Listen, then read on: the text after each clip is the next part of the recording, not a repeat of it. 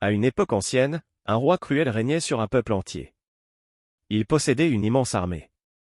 Personne n'osait lui désobéir. Le roi voulait que tout le monde l'adore. Et ceux qui refusaient étaient punis sans pitié. Dans ce royaume vivait un vieux magicien qui servait le roi depuis très longtemps. Quand il devint âgé, il demanda qu'on lui apporte un jeune garçon pour lui enseigner la magie. Le roi accepta. Chaque jour, le garçon traversait le désert pour rejoindre le magicien. Mais sur son chemin, il rencontrait un homme très différent. C'était un moine.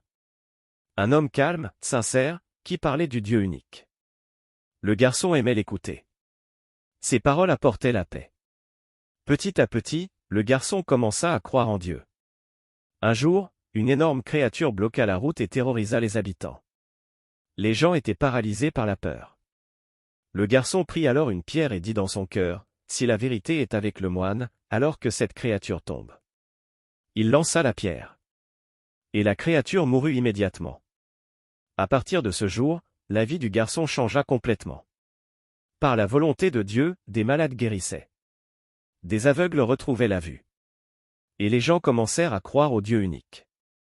La nouvelle arriva jusqu'à un homme proche du roi. Cet homme était aveugle. Il alla voir le garçon avec beaucoup de cadeaux, espérant retrouver la vue. Mais le garçon lui dit, « La guérison vient seulement de Dieu. » L'homme crut sincèrement. Il pria Dieu. Et il retrouva la vue. Quand le roi apprit cela, sa colère explosa. Il demanda, « Qui t'a rendu la vue ?» L'homme répondit, « Mon Seigneur. » Le roi comprit alors que les gens commençaient à suivre une autre croyance. Alors commencèrent les tortures.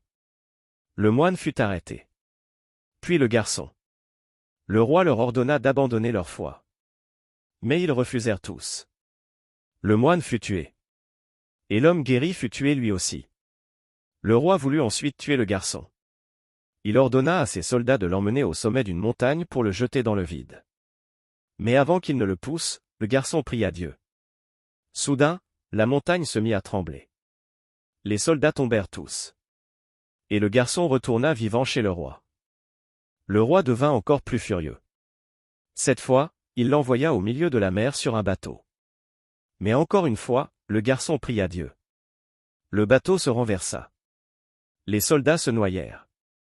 Et le garçon revint vivant. Le roi commençait à avoir peur.